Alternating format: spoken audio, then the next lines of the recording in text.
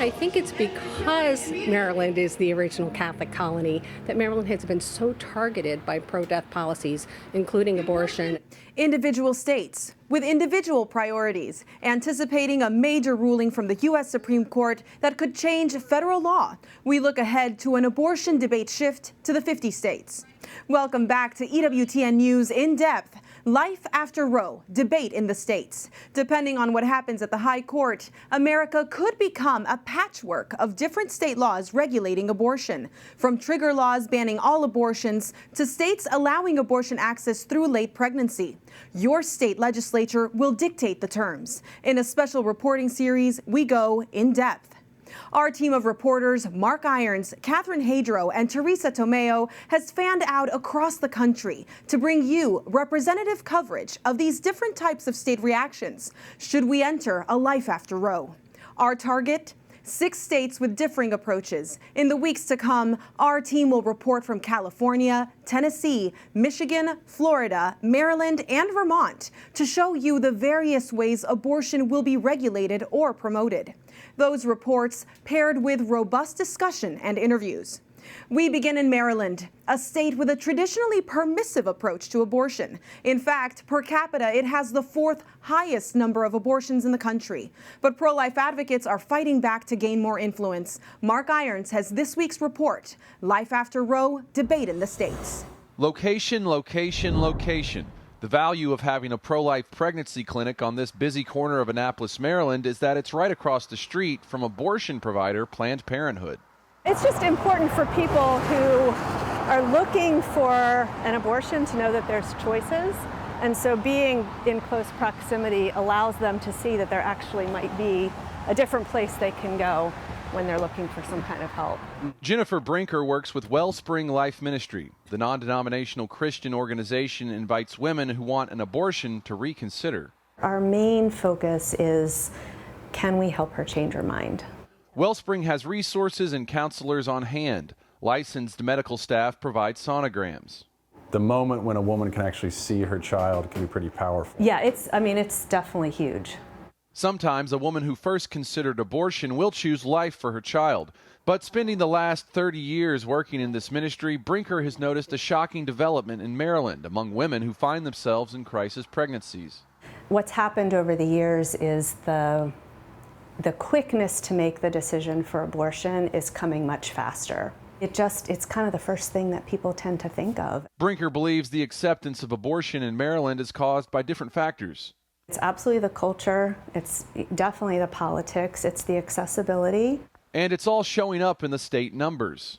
Though Maryland does not require abortion providers to report data, recent estimates from the Guttmacher Institute show almost 30,000 abortions take place annually, making Maryland's rate of abortion among its population the 4th highest in the country. We need the state to do their job.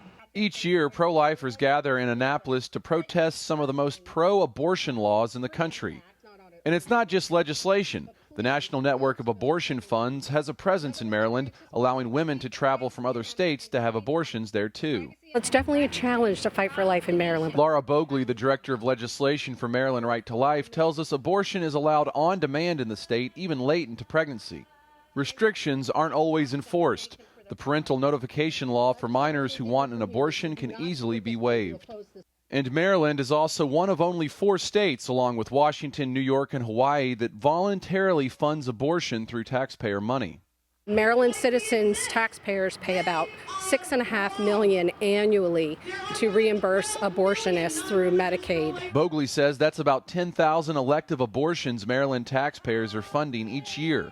And even if Roe is overturned at the Supreme Court, abortion will remain legal under the Maryland Freedom of Choice Act, passed by the state in 1991. Usually progressive abortion policies are tried here almost simultaneously with New York, California, Massachusetts. Finding politicians who will fight for life can be difficult. Inside the Maryland state capitol behind me, there are only a small number of vocal advocates for the unborn. Even Republicans, many of them silent on the issue. You won't run into many people like Maryland House Delegate Republican Dan Cox. I ran for delegate. I won. On the pro-life issue, I made that front and center. I was told by party people off the record not to run ads about it. I decided to go the other way. Now Cox is fighting even more attempts to increase abortion access, including the Pregnant Persons Act. Maryland Right to Life says the bill strips out protections for women and puts abortion profit over the health and safety of the mother. We are made in the imago Dei, the image of God. And when we look at the little innocent life in the womb, God cares about that. He cares about that across the aisle with every political spectrum, and that's a freedom issue. It's a life issue. And Cox is even making a 2020 run at governor. He's critical of current Republican Governor Larry Hogan, who has signed state budgets that include abortion funding. Let's make sure that we restore freedoms for the individual, including the unborn. Though the fight for life will still be an uphill battle, Laura Bogley says the state will be positively impacted if the Supreme Court overturns Roe. That in itself is going to create a culture shift. And it could inspire more pro-life candidates to run and overturn state laws. We met Shakina Hollingsworth, a Catholic aspiring state house delegate. I'm very personally connected to this movement, and I will do everything in my power to make sure the unborn are protected here in Maryland. It's a state with a rich Catholic history, originally founded as a colony that promoted religious freedom and provided a safe haven for Catholics. But Bogley, a Catholic herself, believes the church should be doing more today to defend life. We definitely encourage pastors. We wish the bishops would allow the pastors to be more courageously pro-life. She also says the Maryland Catholic Conference, advocating for Catholics when it comes to public policy, should make the life issue more of a priority. It turns out the values of state residents may not match up with the legislative agenda. According to a 2021 poll from Goucher College in Maryland, 56% of Maryland residents support some protections for preborn children. And the pro-life movement has growing resources. According to Heartbeat International, there are 69 pro-life pregnancy support clinics in Maryland. Compare that with the reported 44 facilities providing abortion in the state. As the work for life continues on multiple fronts, Jennifer Brinker believes the culture in Maryland can slowly change one person at a time. She sees it happen in those moms who choose life. For here, to work one life at a time is tremendous, because when you add up those lives, you end up with a movement and a change. Mark Irons, EWTN News in Depth.